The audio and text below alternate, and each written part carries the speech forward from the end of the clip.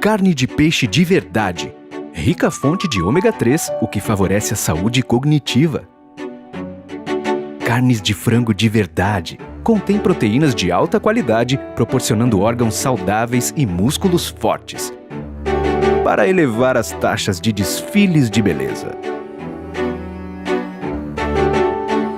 Biofresh. Verdadeiro como seu pet. Olá, amigos da VetSmart, que prazer estar mais uma vez aqui conversando com vocês de assuntos que eu gosto bastante e que são relevantes para o nosso dia a dia. Hoje eu vou conversar um pouquinho a respeito da nutrição do felino sênior, né? Quando a gente faz, como a gente faz, por que a gente faz, o que é importante nessa nutrição. E a gente tem uma palestra hoje patrocinada pela BRF, né? A gente lembrando que a Biofresh é um alimento bastante gostoso aí para os gatos e que eles têm aceitado cada vez mais. Vamos colocar alguns conceitos em ordem então, vamos tentar entender quem é o gato sênior e que tipo de nutrição ele precisa e por quê. Bora comigo que vai ser uma viagem bem gostosa. Vamos lá? Bom, pessoal, a gente tem guidelines que aparecem de quando em quando para colocar para a gente os estágios de vida do gato. Os últimos guidelines que tinham sido publicados em 2010 davam para a gente uma noção de 6 fases de vida para o gato. Essas coisas foram remanejadas, elas foram reconversadas. Em 2021, a gente tem novas guidelines que falam a respeito desses estágios de vida e vão dar para a gente basicamente 4 estágios. O que isso se baseia? Por que isso é importante? Primeiro, para que clinicamente a gente saiba como conduzir esses indivíduos. Em segundo lugar, porque o tutor ele sempre tem uma curiosidade de saber o que representa aquela idade do gato na sua correspondência com a faixa etária humana. Então, por conta de mudanças físicas, mudanças comportamentais, da evolução do paciente para necessidades médicas particulares, essas fases de vida elas vão sendo construídas. E aí a gente tem até tabelas que mostram pra gente mais ou menos essa correlação da idade do gato com a idade humana, para o tutor sempre ter aquela humanização do gato, que é um indivíduo que faz parte da família, muito bem estabelecida, para que ele, na verdade, às vezes comece até a tomar os mesmos cuidados que ele tem com o gatinho com mais idade, do que ele teria com um membro da família ou com ele mesmo com idade mais avançada. Então, normalmente, quando eu vou falar para vocês do gato sênior, a gente vai falar dos gatos que têm acima de 10 anos de idade, o que já corresponde a indivíduos que tenham em torno de uns 50 anos. E a partir daí, a cada 5, a cada 3 anos, a gente vai tendo um upgrade desse indivíduo para outras faixas etárias do humano. Então, por exemplo, gatos em torno de 15 anos de idade corresponde a indivíduos em torno dos 70 anos, na faixa dos 70, gatos com 18 anos em torno dos 80, gatos a partir de 21 anos, praticamente indivíduos centenários da espécie humana, tá? Então é só pra gente também, na cabecinha da gente de veterinário, fazer essa construção, porque a gente começa a comparar o gato com o vovô, com a vovó, com aquele tiozinho que a gente tem, e a gente já começa a esperar diferentes situações ao longo dessas faixas etárias.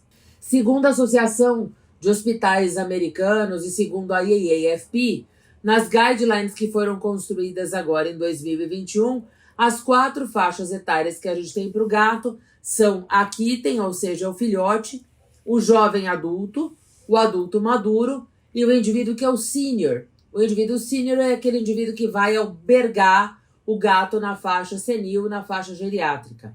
Porque falar senilidade e falar paciente geriátrico muitas vezes acaba causando um certo desconforto para o indivíduo humano.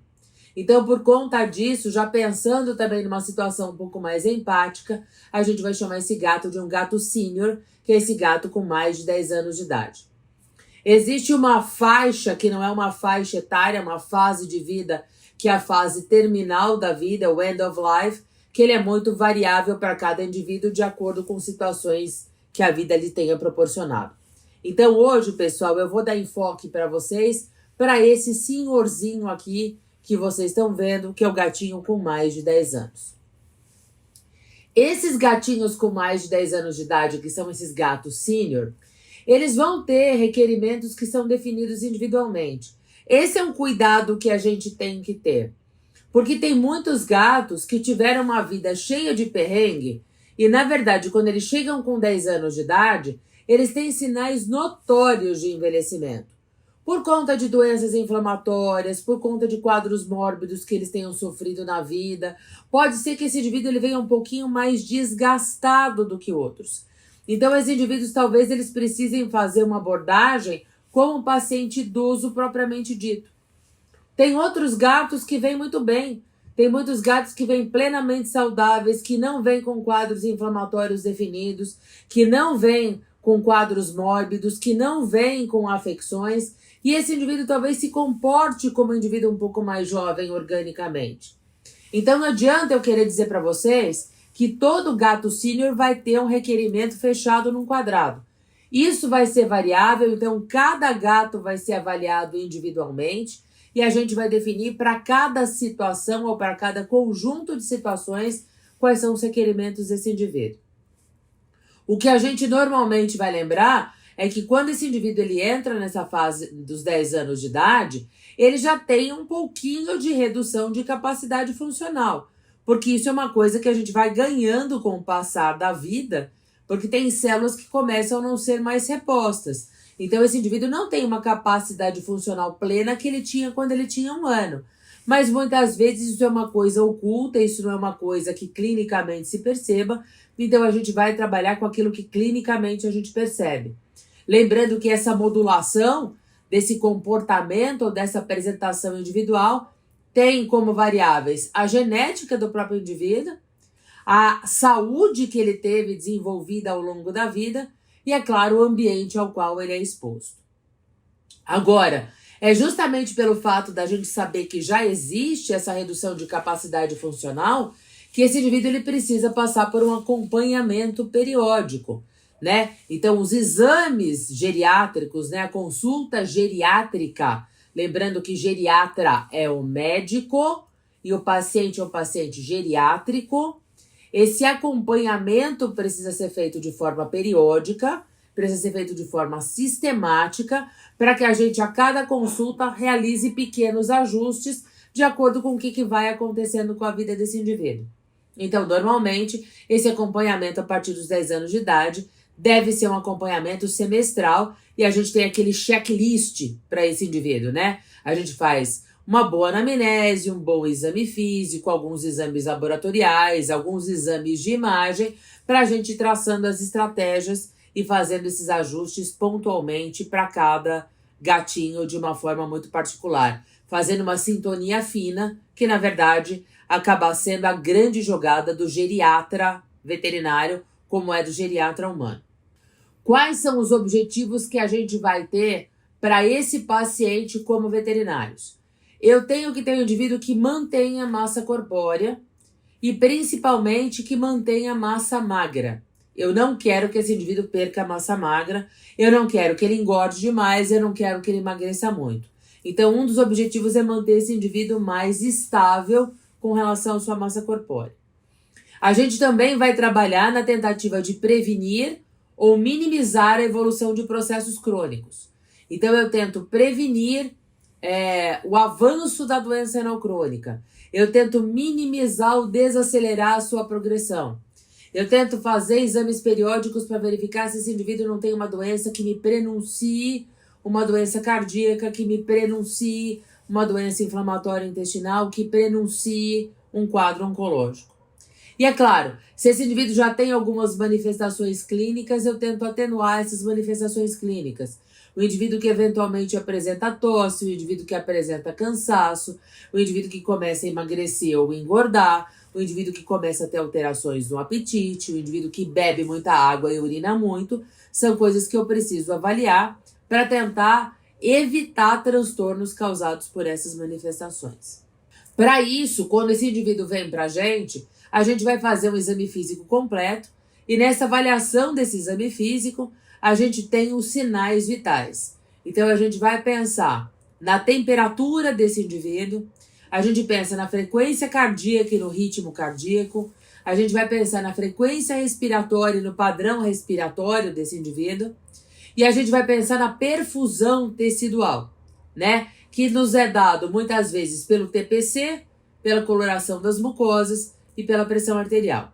Então a gente sempre aprendeu desde a faculdade que nós trabalhamos com 4 sinais vitais. E esses 4 sinais vitais em todos os indivíduos devem ser aferidos. Só que a gente agora trabalha com um 5º sinal vital que é muito importante. E esse 5º sinal vital é a nutrição. E a nutrição, pessoal, ela é fundamental para o controle do indivíduo. Porque, na verdade, é ela que determina tudo de melhor e muitas das organizações teciduais e funcionais em nível intracelular desse indivíduo. E a grande forma de eu avaliar inicialmente, a condição nutricional desse indivíduo é fazer o controle da massa corpórea. E essa massa corpórea a gente faz colocando esse gato numa balança.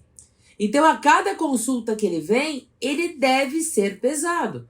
Porque eu preciso verificar se entre consultas ele tem perdas, se entre consulta ele tem ganhos. Para eu verificar se essas perdas ou se esses ganhos não são associados a quadros mórbidos. Lembrando que perdas ou ganhos, se muito excessivos, ele já indica uma morbidade importante. Então, a gente sempre vai fazer com que esse gato passe pela balança. Mesmo que o tutor traga um gato de 12 anos de idade apenas para vacina, ele tem que passar pela balança e os outros sinais vitais devem ser avaliados.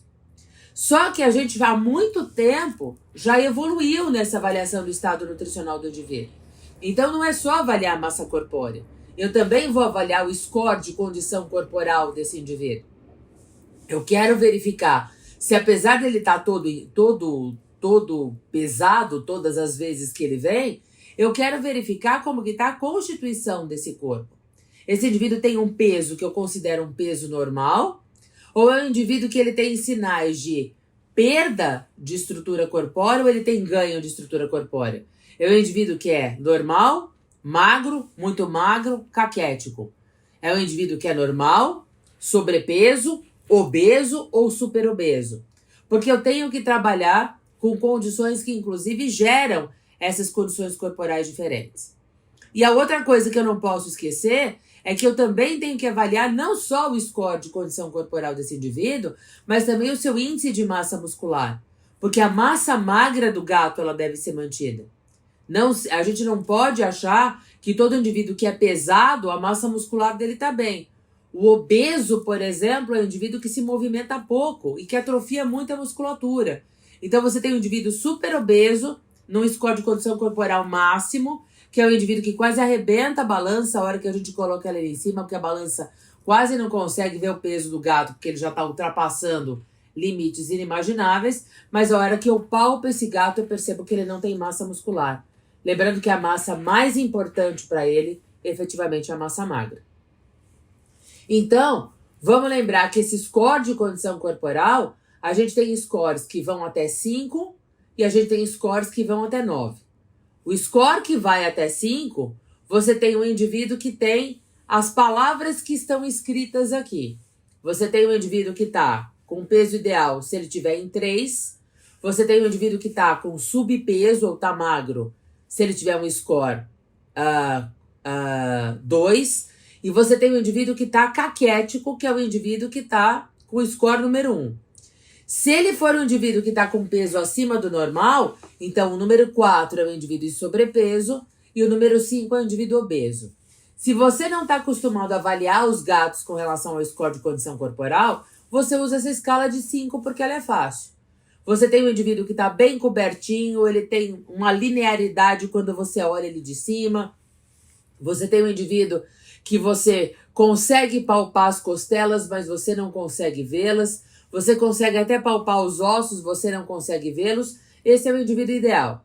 A partir do momento que você já começa a ver algumas estruturas e você começa a perceber que a cobertura dele fica mais baixa, ele é um indivíduo que é magro. Se você consegue visualmente notar as costelas ou visualmente notar acidentes ósseos desse indivíduo, é o indivíduo que está caquético. E o indivíduo que está em sobrepeso é aquele indivíduo que você já tem dificuldade para palpar as costelas porque o arcabouço de massa gorda dele, de tecido adiposo, já é um pouco maior. É um indivíduo que você tem que ter um pouco mais de esforço para perceber que os acidentes ósseos estão presentes ali. E o indivíduo que está obeso é aquele indivíduo que tem aquela pancinha que rola de um lado para o outro, que você percebe que o gato tem cabecinha e tem corpão. Então esse fica fácil. Agora, se eu vou me refinando, eu posso ter desdobramentos desses scores. Então aí a gente vai para um score de 9. O score de 9, o que ele faz? Todos esses scores que eu dei para vocês, eles viram scores ímpares. Então 5 é o indivíduo com peso ideal. Abaixo de 5, o indivíduo que está com peso aquém o normal. Acima de 5 é o indivíduo que está em sobrepeso, evoluindo para obesidade. E os intervalos são os indivíduos que ficam intermediários entre isso que a gente falou e eles acabam ganhando números pares. Então a gente acaba tendo alterações individuais que colocam o indivíduo entre os estágios 1 e 3, entre 3 e 5, entre 5 e 7 e entre 7 e 9. Tá? Mas basicamente a gente sempre tem que fazer isso. Ou eu uso o score de 5, ou eu uso o score de 9. Quando eu olho para esse indivíduo, e muitas vezes o próprio tutor ele pode me ajudar nisso, mandando fotografias, mas eu sempre gosto de avaliar o paciente, fotografar ele de lado, fotografo ele de perfil, fotografo ele de cima, e se eu fico na dúvida do score, às vezes eu comparo as fotografias com esses esqueminhas que a gente tem. Esse que eu estou colocando para vocês foi publicado ali no site da Uaçava, que também fizeram guidelines aí para avaliação de score corporal dos gatos. Então, lembrar que o gato perfeito é o gato que é muito homogêneo, tanto quando você olha de cima quanto você olha de lado. E os gatos que apresentam alterações, eles perdem essa homogeneidade. Ou porque eles começam a ficar abaulados para fora e começam a ficar mais roliços. Ou quando os indivíduos eles começam a ficar mais côncavos, realmente mostrando mais cinturas, mais afundamentos e mais extremidades ósseas, tá? Então fica fácil para a gente ver dessa forma. E aí, pessoal, meu ideal é 5, mas lembrar que os indivíduos que tendem a ter, começam a ter um score corporal abaixo de 5, quanto mais eu afasto ele de 5, mais esse indivíduo caminha para a mortalidade, e a premissa oposta também vai ser verdadeira. Quanto mais esses indivíduos eles caminham para um score mais alto, né, principalmente para o score de super obeso, eles também têm uma mortalidade que se estabelece mais rapidamente, tá? Com relação ao índice de massa muscular, a avaliação da musculatura, a gente vai palpando o indivíduo. Então, a gente vai e coloca o dedinho nessas regiões que são sinalizadas com as setinhas, mas o melhor lugar para a gente fazer é nessa transição da coluna torácica para a coluna lombar. Não é para eu palpar o osso desse indivíduo. É para ele ter uma cobertura de tecido adiposo e é para a massa muscular fazer a cobertura aí desses corpos vertebrais. Quando esse indivíduo começa a perder massa muscular, eu começo a ter mais facilidade para palpar esses acidentes ósseos. Então, por exemplo, aqui eu começo a palpar o cucuruto, a ponta, o extremo proximal do processo ou da apófise espinal aí dessa vértebra, do processo espinhoso dessa vértebra. Se eu consigo afundar o meu dedo bastante, eu consigo muitas vezes até palpar as apófises transversas desse indivíduo.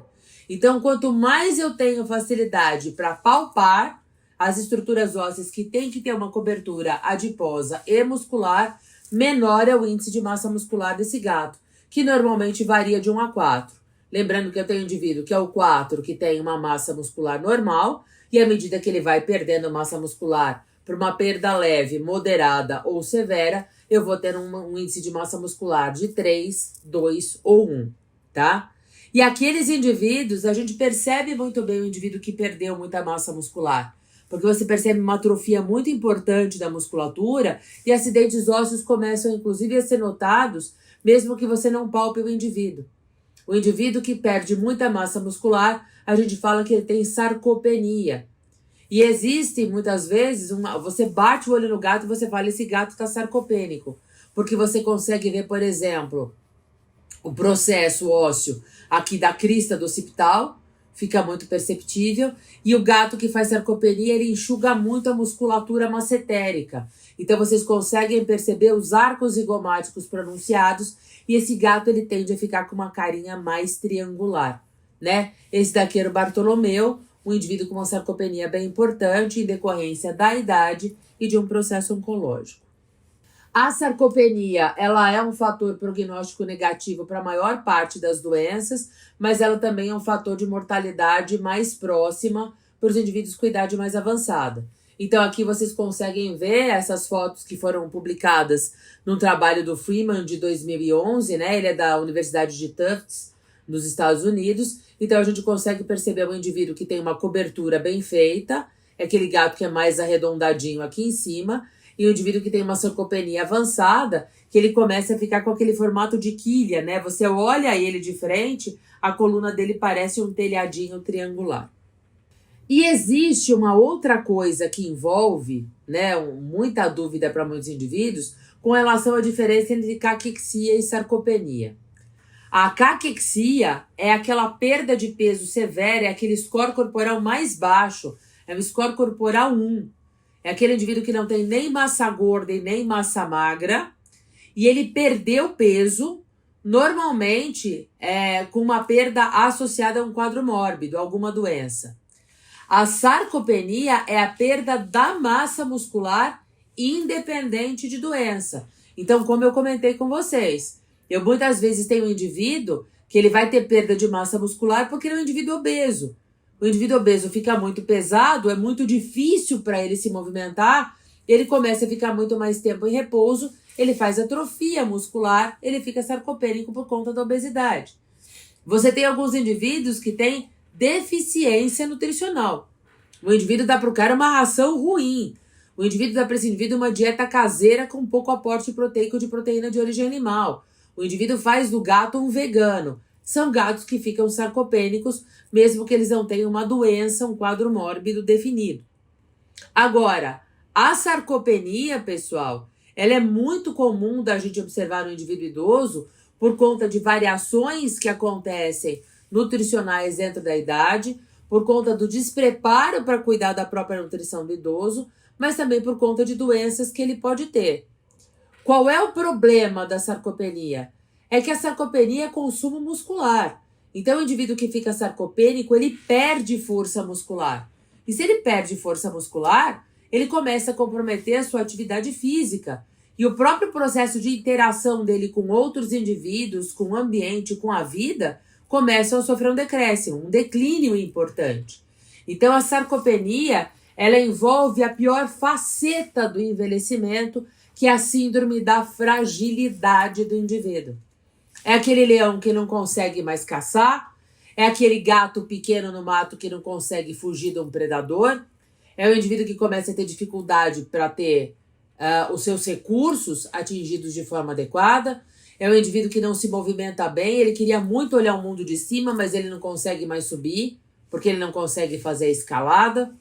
É aquele indivíduo que para de brincar, ele queria estar interagindo com o tutor, ele queria estar indo no colo do tutor para pedir carinho, mas de vez em quando, para ele, tudo isso fica mais entravado. Então, é aquele gato que parece que ele vai deprimindo com a idade, ele vai ficando cada vez mais frágil, cada vez mais quietinho e cada vez mais parado. Todas as funções vão sofrer um decréscimo, né? Porque se a gente tem um consumo aí proteico, o consumo não é só muscular. A gente sabe que a gente tem um indivíduo cujo metabolismo de proteínas ele fica bem mais esquisito e bem mais depauperado. Portanto, existe a necessidade de intervenções para que algumas funções, inclusive, sejam restabelecidas nesse indivíduo.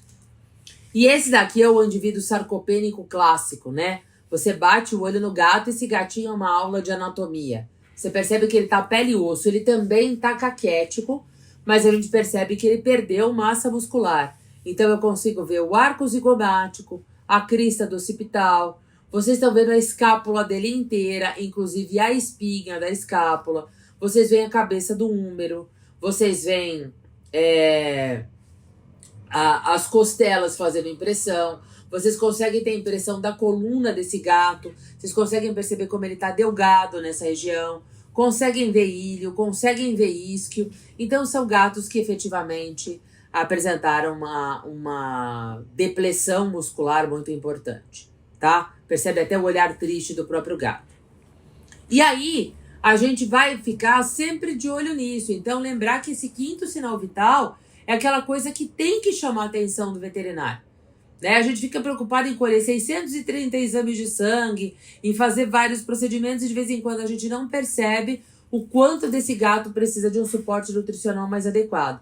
E muitas vezes, se a gente não consegue dar, a gente encaminha esses gatos até para um colega que trabalhe com nutrição, para que ele faça um bom manejo desse paciente conjuntamente com o nosso trabalho clínico.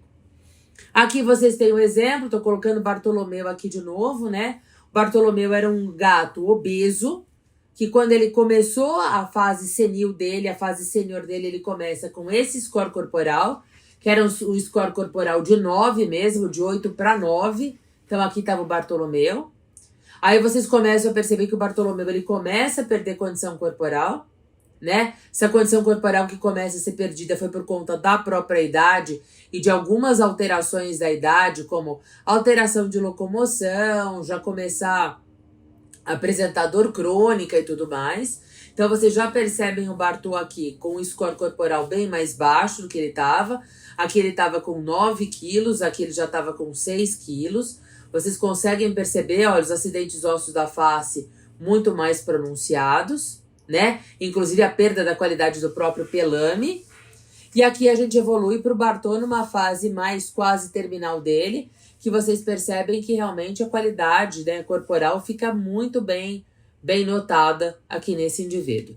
Então lembrar que essa perda de peso, ela acontece, a gente precisa pontuar, entender por que ela está acontecendo. Se for doença, a gente intervém. Se for simplesmente por causa da idade, a gente vai ter que mexer na nutrição desse indivíduo para a gente poder contornar essa situação.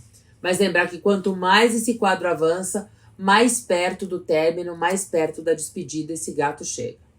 Portanto, pessoal, tudo isso para dizer que a perda de peso no gato sênior, ela é comum e que ela está ligada a uma conjunção de fatores que é N fatorial mesmo, né? Você vai pensar que ele pode ter hipertiroidismo com doença renal crônica, com doença intestinal inflamatória, mais o decréscimo das funções da idade, mais uma doença articular degenerativa e eventualmente um processo oncológico. Então eu tenho N coisas que vão se juntar, muitas vezes para fazer com que esse gatinho com mais idade perca peso, e é para isso que nós estamos aqui, certo? É para isso que a gente tem que avaliar esse gato como um todo. Alterações esperadas pela idade, a gente vai colocar num conjunto chamado de perda de peso fisiológica. Isso vai acontecer porque com o passar dos anos, o sistema digestório começa a sofrer algum prejuízo nas suas funções, e isso pode acabar acarretando em alguma forma para essa perda de peso. E alguns indivíduos, eles podem ter uma perda ou redução, eu vou colocar entre aspas, fisiológica, do apetite causada por conta da senilidade, né? Como que eu posso ter uma perda, uma redução do apetite fisiológica? Por conta de alterações que acontecem no envelhecimento que prejudicam a ingestão do alimento, né? Principalmente se a gente for pensar com relação à interação olfato e paladar. Olfato para fazer o indivíduo comer. Então, lembrar que muitos desses gatos, com o passar do tempo, eles podem perder o olfato, que é o grande estímulo para que ele busque por alimento.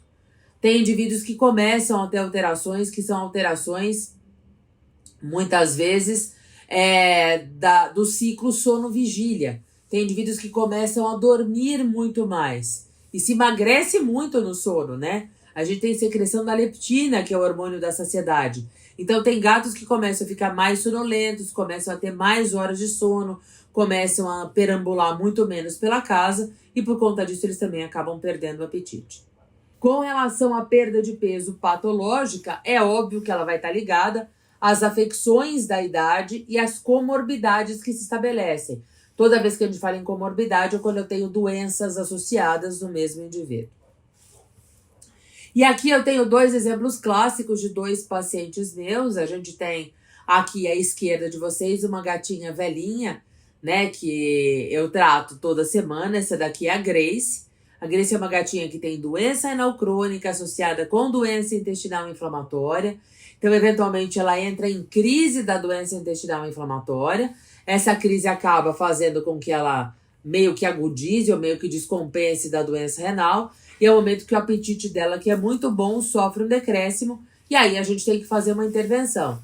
A gente interna, a gente hidrata, a gente volta a tratar a inflamação do intestino e aí, eventualmente, a gente acaba fazendo até um suporte nutricional para ela, uma nutrição assistida.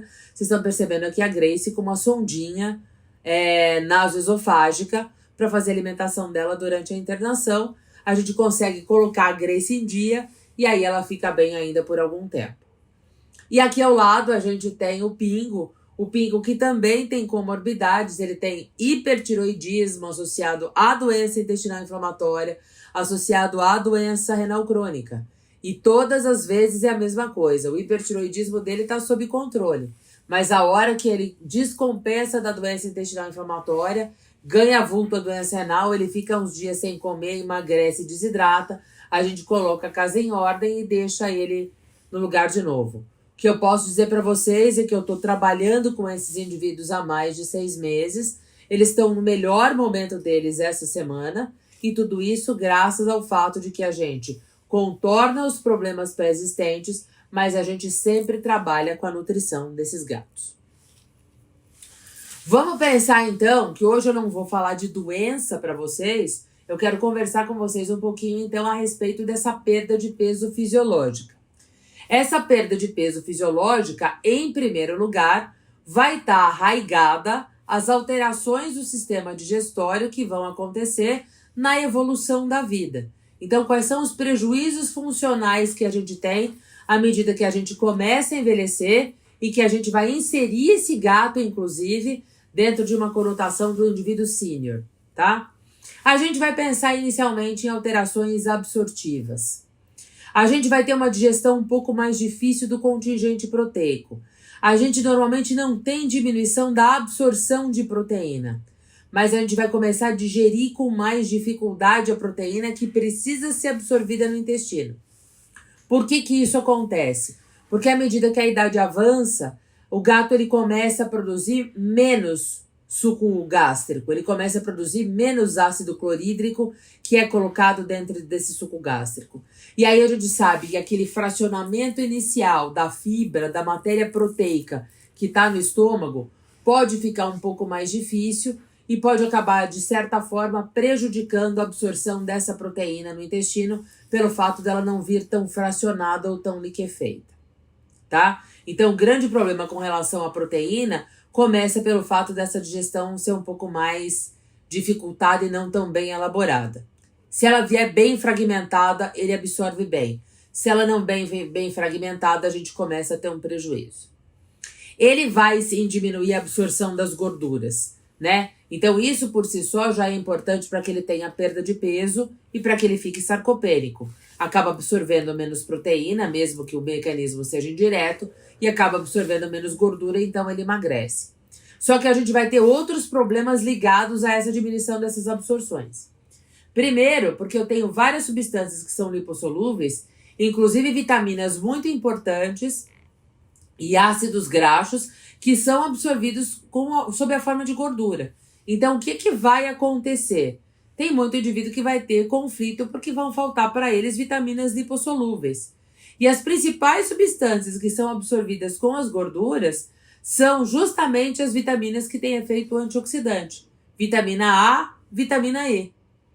A vitamina D, que é muito importante para o indivíduo senil, principalmente para aquele que começa a ter alterações alterações renais, alterações do sistema urinário, a doença renal crônica, a vitamina D para esses indivíduos é importante.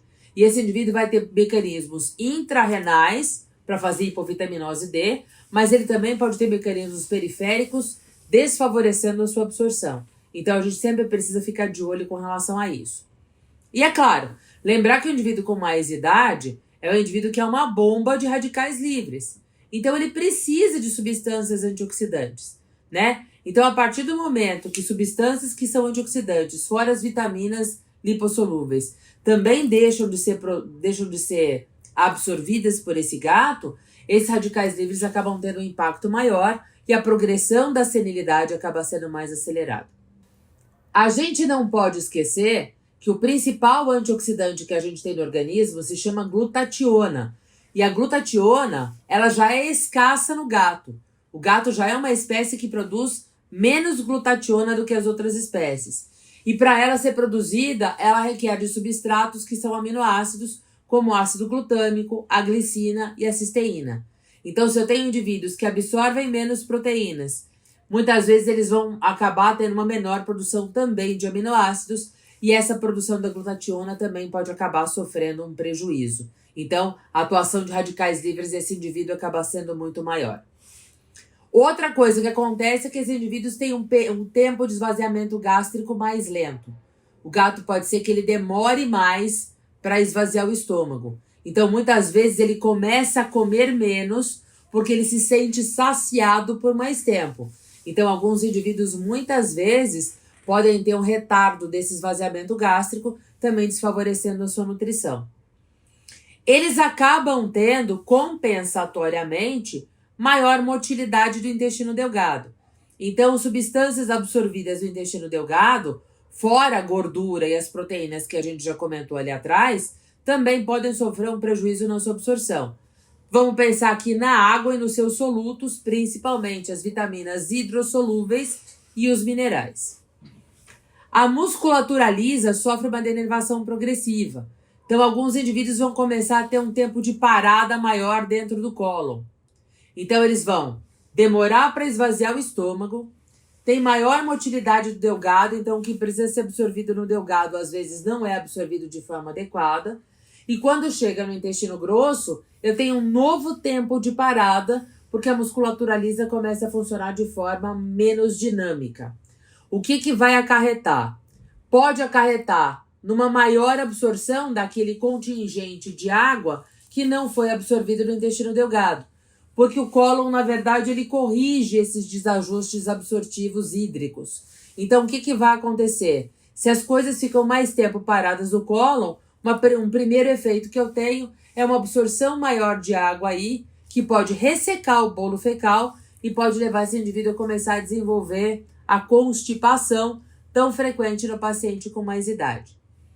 Um outro detalhe é que se eu tenho um tempo maior de parada no cólon, muitas vezes a proteína que talvez não tenha sido absorvida lá em cima, no intestino delgado, agora pode passar por um processamento bacteriano bem importante, por aquelas bactérias que às vezes produzem substâncias que são perniciosas, como por exemplo a própria amônia, né? Que às vezes é responsável por algumas alterações de comportamento aí da idade.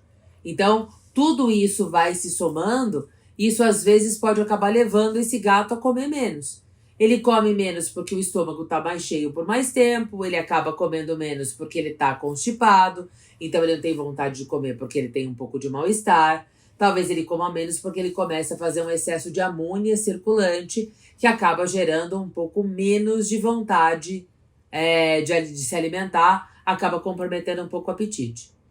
E a gente vai lembrar que se a gente também tem uma absorção proteica menor, a própria síntese proteica acaba sendo comprometida por uma menor absorção de proteínas e de aminoácidos. Então eu posso comprometer tanto a síntese proteica orgânica geral, como o próprio metabolismo hepático. Por conta de tudo isso, tem muito gato velho que come que nem um insano, né? Alguns podem parar de comer no meio dessa dinâmica toda, mas normalmente por conta das alterações absortivas que se estabelecem, tem gatos que acabam tendo um disparo para fazer uma polifagia compensatória. Então tem gato que ele começa a comer mais pelo fato dele ter ficado velho. E aí você vê esse gato polifágico ou hiperfágico, você vai lá e você pesquisa diabetes, você pesquisa hiperadrenocorticismo, você pesquisa hipertiroidismo e você percebe que esse gato não tem nenhuma dessas coisas.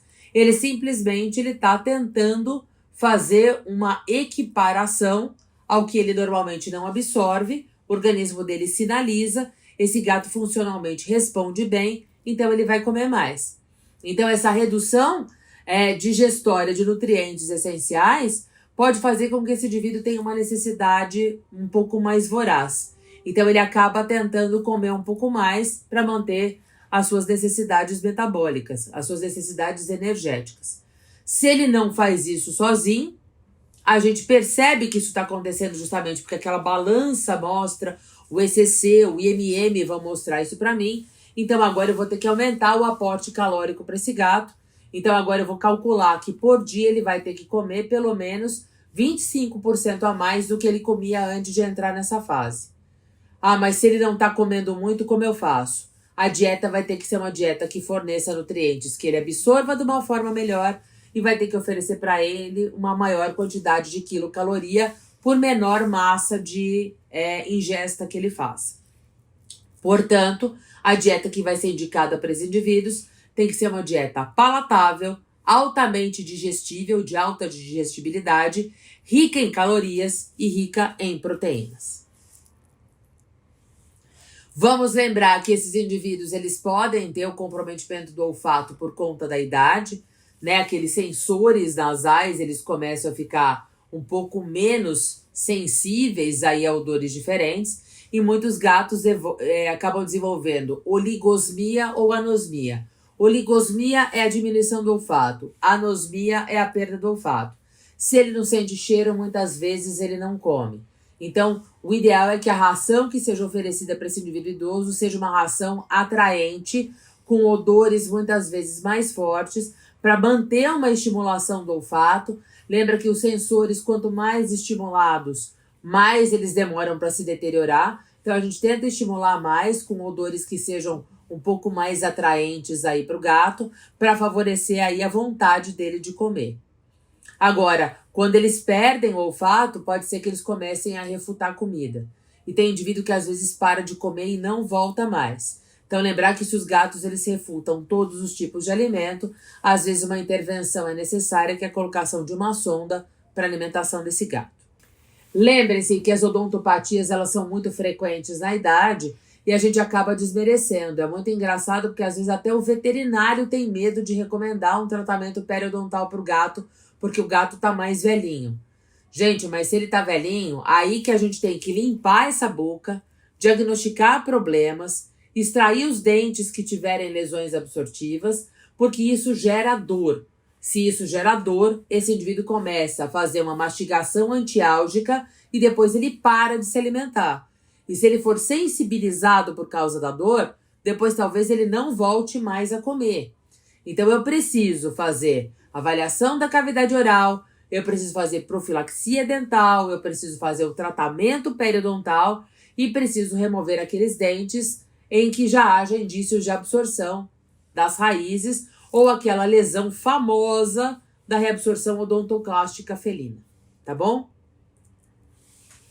E aqui a gente coloca algumas afecções que são frequentes nos indivíduos mais velhos e que podem acabar tendo um reflexo, inclusive, na própria nutrição desse indivíduo.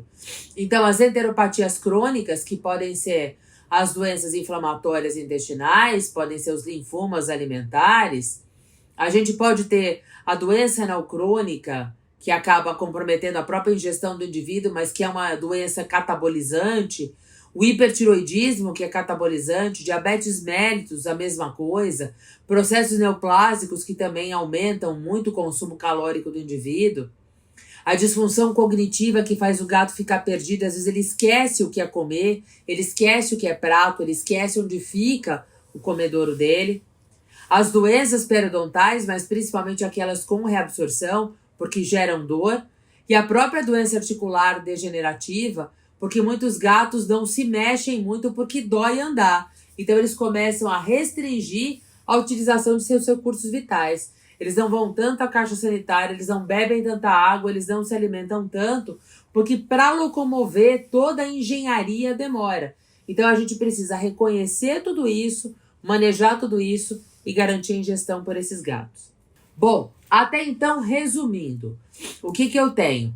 Uma eficiência digestiva que acaba sendo comprometida, mas que ainda requer os mesmos nutrientes, porque o gato velhinho precisa dos mesmos nutrientes que precisam os gatos mais jovens.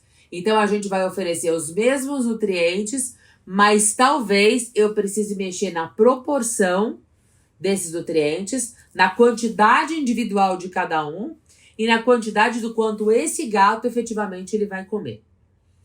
Lembrar que ele tem uma digestibilidade de macronutrientes reduzida e a minha maior preocupação aqui é com relação a lipídios e proteínas, por conta da perda da massa corpórea e por perda da massa muscular. Portanto, eu vou oferecer nutrientes com boa digestibilidade e com alto valor biológico, ou seja, são facilmente assimiláveis, vão ser pouco degradados e jogados para fora e vão ser incorporados em funções vitais.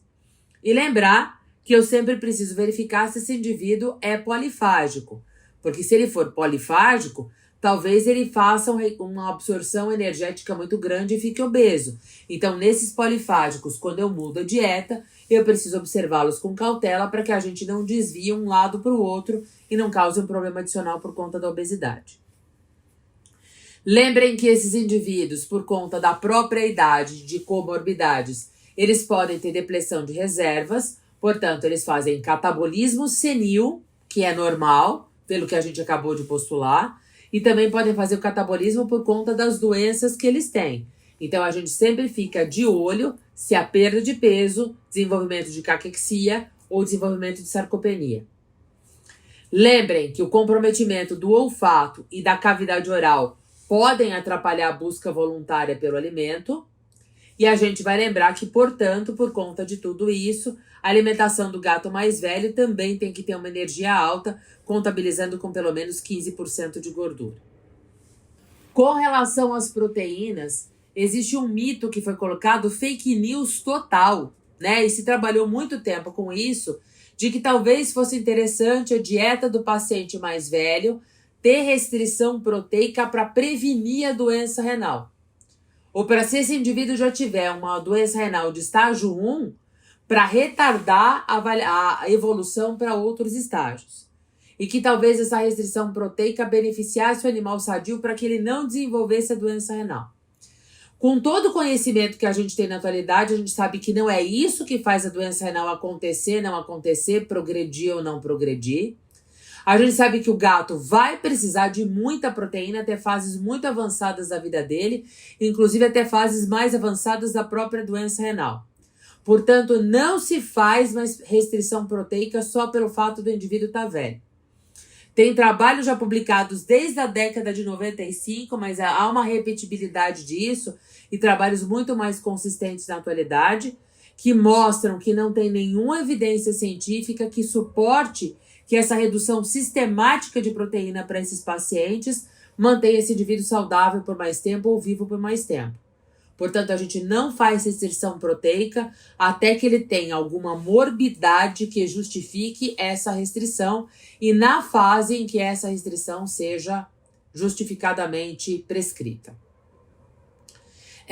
Vamos lembrar que se esses indivíduos eles fazem restrição proteica precoce, eles evoluem mais precocemente para uma perda de massa magra, portanto, também para sarcopenia, porque se eu não dou proteína em quantidade adequada para um carnívoro essencial, ele vai consumir a reserva dele e o gato vai consumir sua massa magra, ele fica sarcopênico e a partir do momento que as reservas se tornam reservas pequenas, ele não consegue, na verdade, manter a homeostase.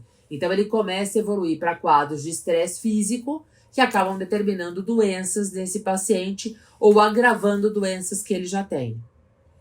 E vamos lembrar que, na verdade, quanto mais velho o gato, justamente pelo fato das alterações que a gente comentou anteriormente, de absorção, de digestão, ele tem um requerimento energético proteico maior até do que ele tinha quando ele era um indivíduo jovem. O que importa é que a proteína oferecida tenha um alto valor biológico. Então, o cuidado que a gente tem que ter com o indivíduo que dá aquela dieta caseira mal balanceada ou balanceada por um monte de gente que não sabe o que está fazendo. E lembrar que a digestibilidade dessa proteína tem que ser uma digestibilidade pré-secal para que ele possa fazer a absorção disso no intestino delgado, tá? Lembre-se que as reservas musculares elas têm que ser mantidas, porque o indivíduo que é velho ele já tem dificuldade em remover aminoácidos do músculo. Então, a hora que ele começa a queimar suas reservas, no momento em que ele passe por privação de energia, um gato com uma crise renal, por exemplo, uma agudização de uma doença renal, ele para de comer. Então, teoricamente, se ele não come, ele tira da reserva muscular. Se ele não tem reserva muscular adequada, já é um problema para ele. Mas esses gatos, eles já têm dificuldade para fazer essa remoção. Essa remoção já é difícil para o indivíduo com pouca reserva, fica impossível. Então, é claro que a gente favorece muito a mortalidade desse indivíduo enfermo, tá?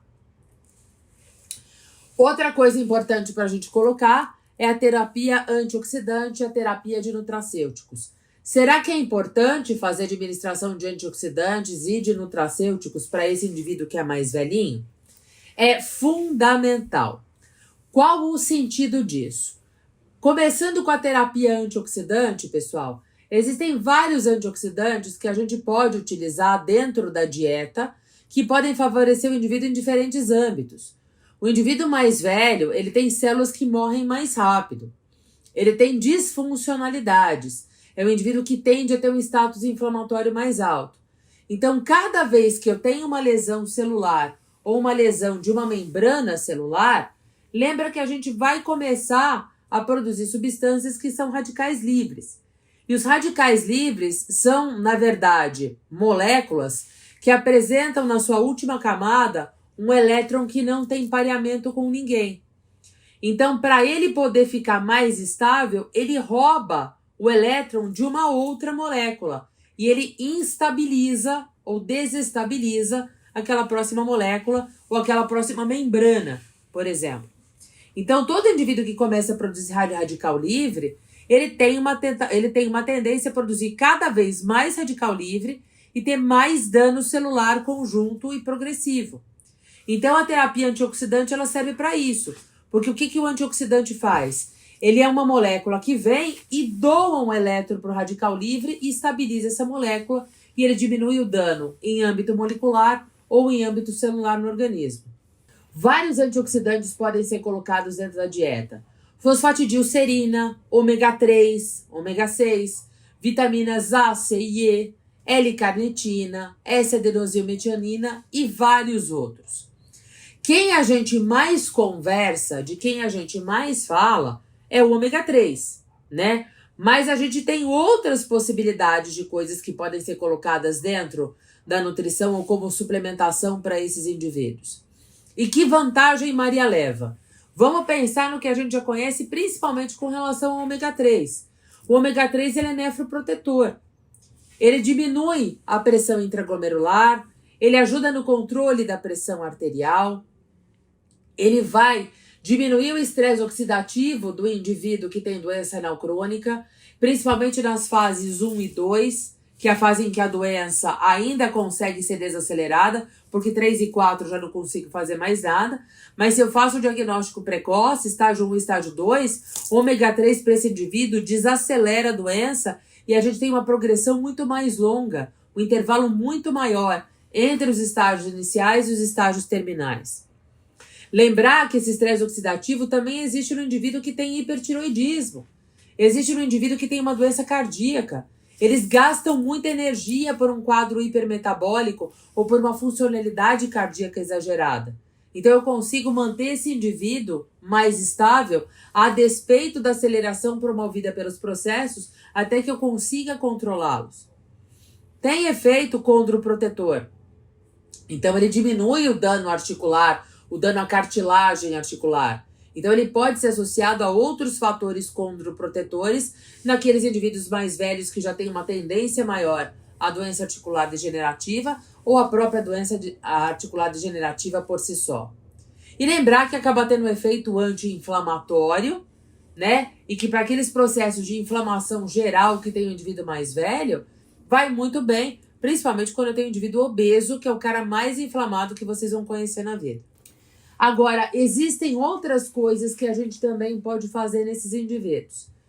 Existe um fungo chamado Saccharomyces cerevisiae, que é aquele fungo que é utilizado para fermentar, para fazer uma fermentação e fazer a produção da cerveja, de bebidas alcoólicas.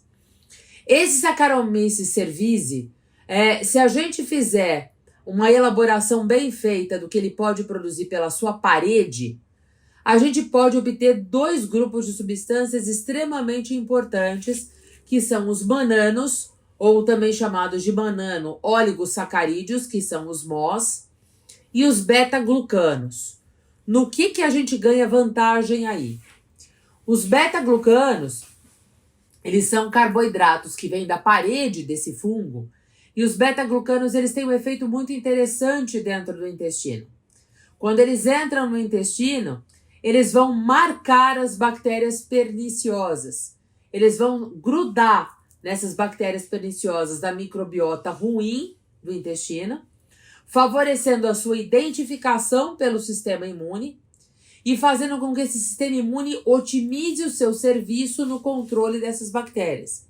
Então, ao mesmo tempo que ele chega lá como se fosse um crachá fluorescente e marca a bactéria que é negativa no intestino para que ela seja fagocitada, ele também determina uma maior funcionalidade dos macrófagos que fagocitam essa bactéria e dos linfócitos que vão atuar sobre ela, fazendo uma marcação na imunidade mediada por células.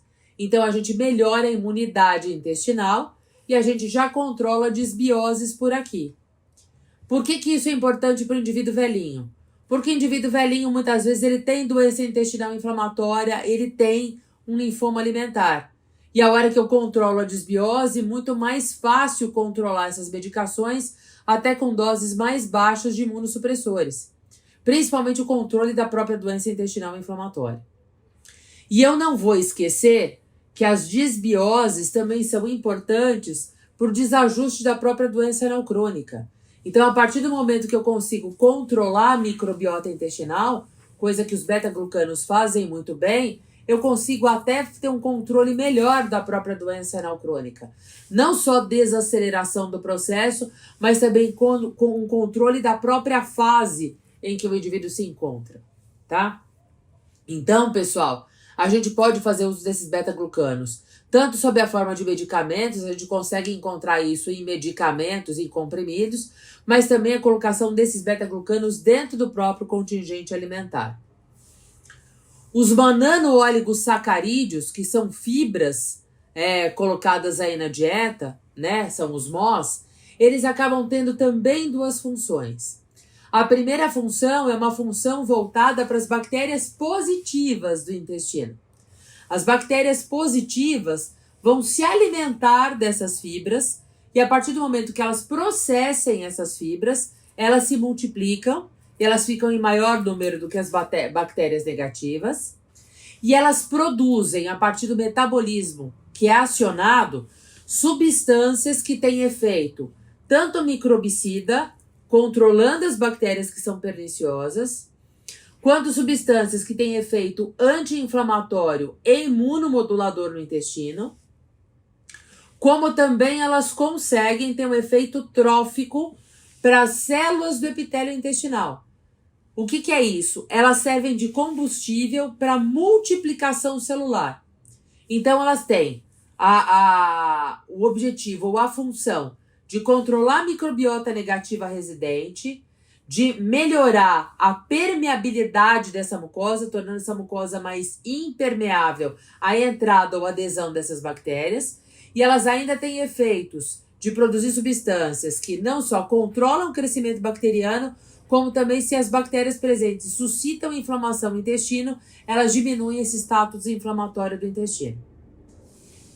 E um negócio que é muito bacana é que muitas vezes elas também têm um efeito que a gente não conhecia antes. Essas fibras também podem se ligar a receptores da própria bactéria.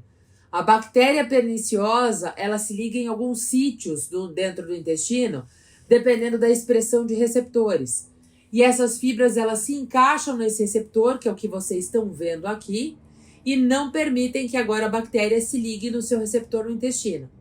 Então, aqui o que a gente está colocando nessa figura é a bactéria com seus receptores de superfície que se encaixariam em molécula-chave para que ela fizesse adesão a uma célula do epitélio intestinal. Quando essas fibras estão ali presentes, elas se ligam a esses receptores da superfície bacteriana, indisponibilizando esse receptor e não permitindo que essa bactéria faça sua aderência à célula intestinal, garantindo maior sanidade do intestino e garantindo, por consequência, melhor sanidade do indivíduo. E, é claro, aí eu não podia deixar de comentar que a nutrição também pode acabar tendo efeito sobre a própria doença articular degenerativa.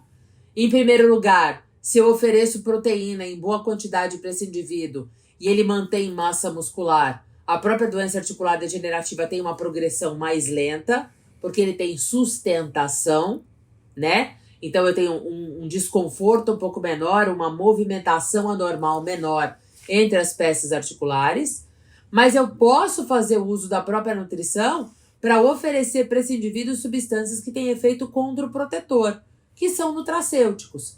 E aí a gente pode pensar nos diferentes nutracêuticos que a gente conhece, como as glicosaminas, o próprio sulfato de condroitina e os diferentes tipos de colágeno, trabalhando muito com colágeno tipo 2 e muitas vezes também com colágeno hidrolisado. Então isso também pode ser acrescentado à dieta desse paciente e esse paciente pode ter uma saúde articular preservada. É isso que as empresas de ração tentam fazer. E hoje, como quem está aqui conversando com a gente é o pessoal da Biofresh, é isso que se tenta fazer para que esses gatos tenham uma senilidade mais saudável, fazendo um alimento sênior de qualidade. O que o alimento sênior vai proporcionar para esse indivíduo? Manutenção da massa magra com a oferta de proteína de qualidade em quantidade suficiente, oferecer mais gordura por causa da dificuldade que ele tem de absorver essa gordura, então uma gordura em maior quantidade, mais facilmente assimilável e fornecendo também nessa gordura ácidos graxos essenciais e as próprias substâncias lipossolúveis como vitaminas e como substâncias antioxidantes. Restrição de sal, não precisa ser uma restrição muito intensa, mas já se faz uma restrição de sal por conta de quadros hipertensivos que acontecem na idade.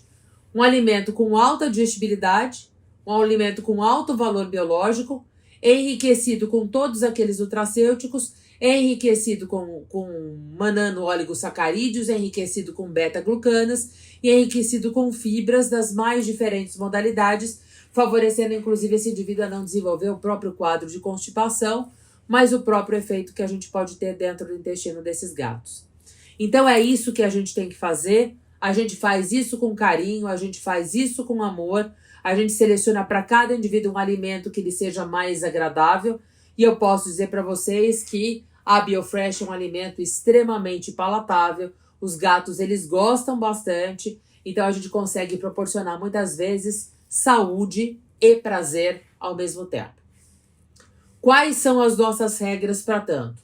Fornecer uma alimentação ou uma nutrição equilibrada e completa, por isso que a gente sempre fica de olho no alimento industrializado, porque é o alimento mais completo e mais equilibrado que a gente tem.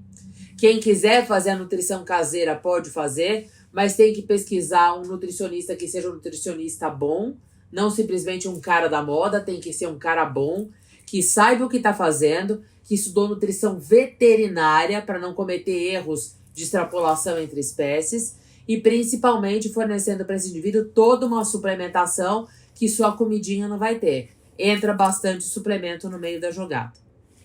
A dieta tem que ser palatável porque eu preciso da colaboração desse indivíduo e ela tem que ser cheirosa por conta da repercussão que a idade tem no olfato desse gato.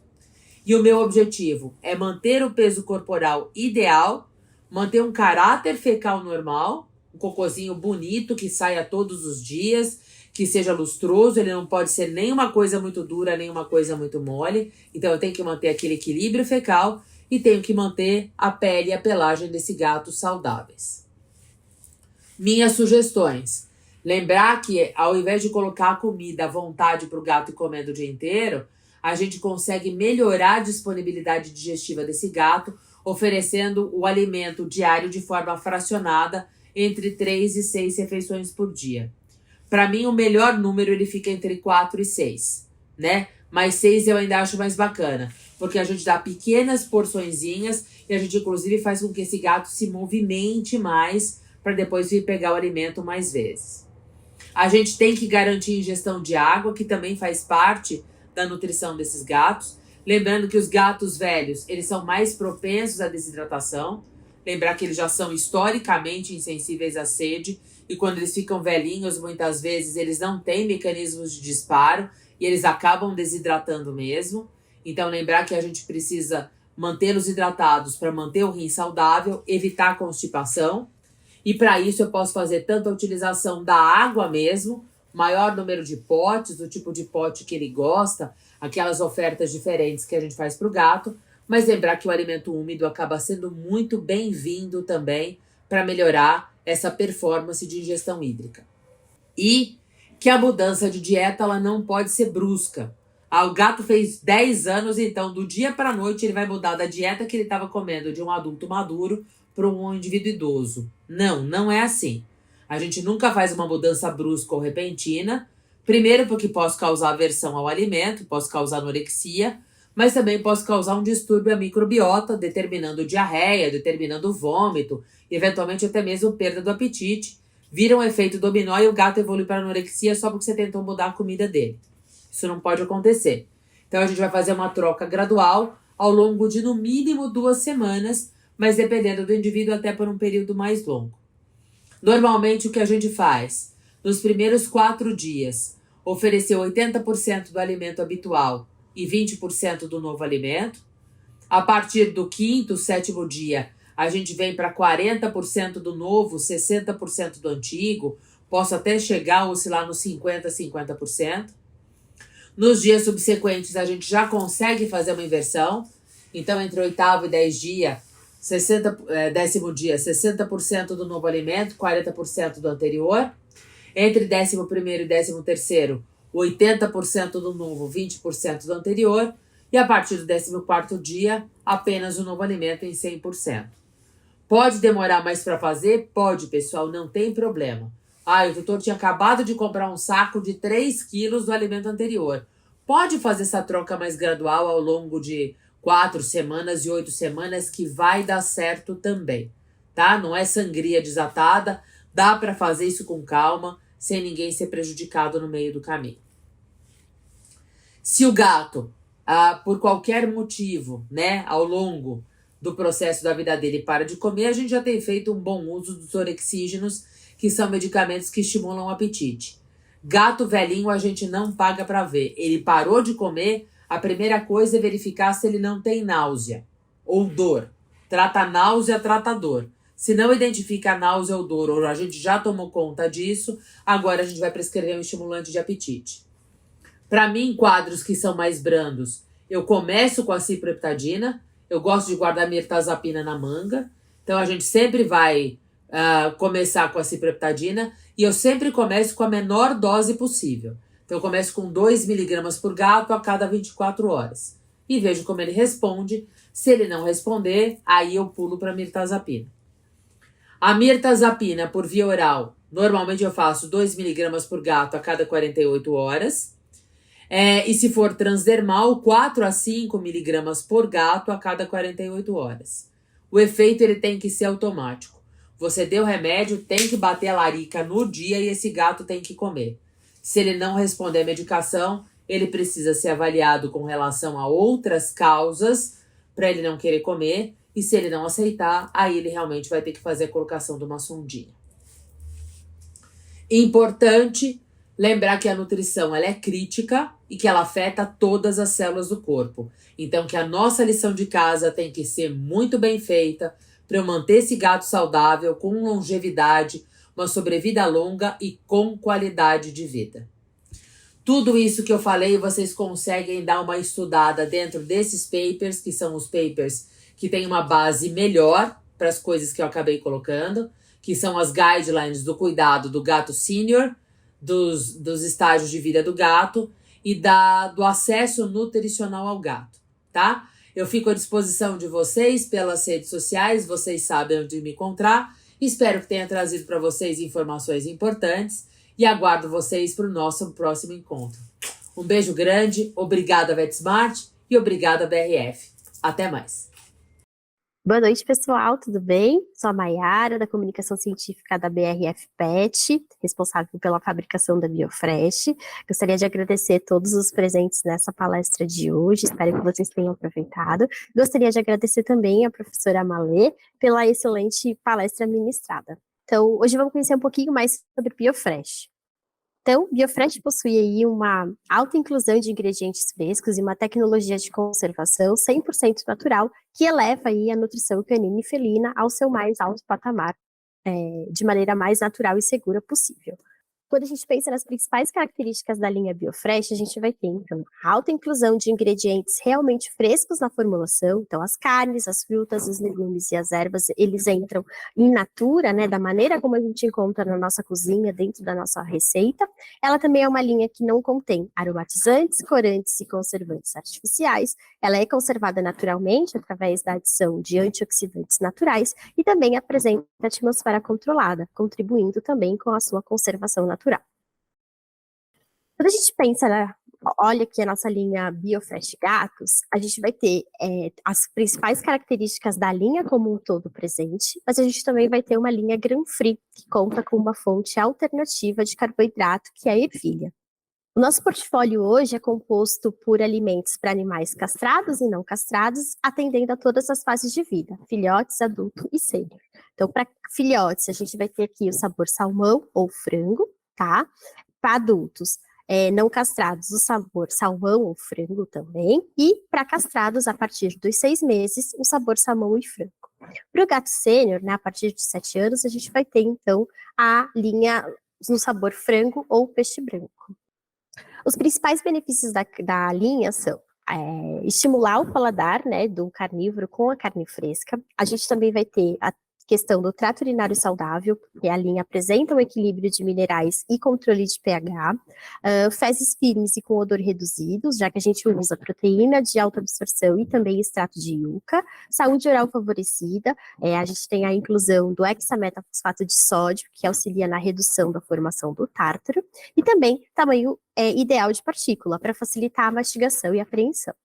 Quando a gente olha aqui, né, a linha sênior, que foi onde a gente conversou bastante na palestra anterior, a gente vai ter uma linha indicada a partir dos 7 anos de idade, que é quando inicia o processo de envelhecimento do gatinho. A gente vai ter também o paladar estimulado com a carne fresca, que é uma característica comum de toda a linha Biofresh.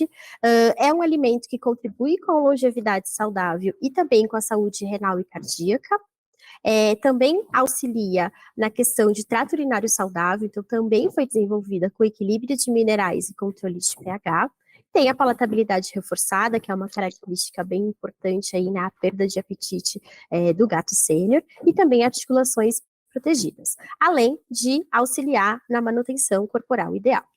Quando a gente olha aqui esses benefícios um pouquinho mais a fundos, então a gente vai ter um alimento que está com uma quantidade diferenciada de antioxidantes que vão estimular as defesas naturais, ela está enriquecida com vitaminas como a biotina, minerais como o zinco quelatado e o ômega 6, para ajudar na saúde da pele e pelagem, enriquecida com os condoprotetores, então é uma linha também que vai ter glicosamina e condroitina, enriquecida com carnitina, que vai ajudar na manutenção do peso e na preservação da massa muscular, reforço de palatabilidade para estimular o gatinho que possa estar com redução de apetite, além da redução da quantidade de fósforo, né, para auxiliar na saúde renal, e taurina e carnitina para auxiliar na saúde do coração.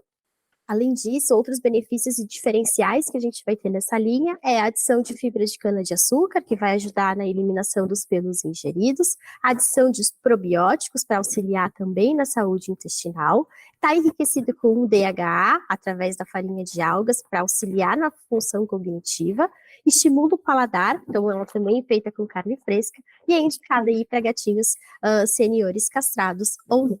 Então, gostaria de agradecer a atenção de todos, e conheçam mais aí sobre os nossos produtos no nosso showroom da VetSmart. Até mais!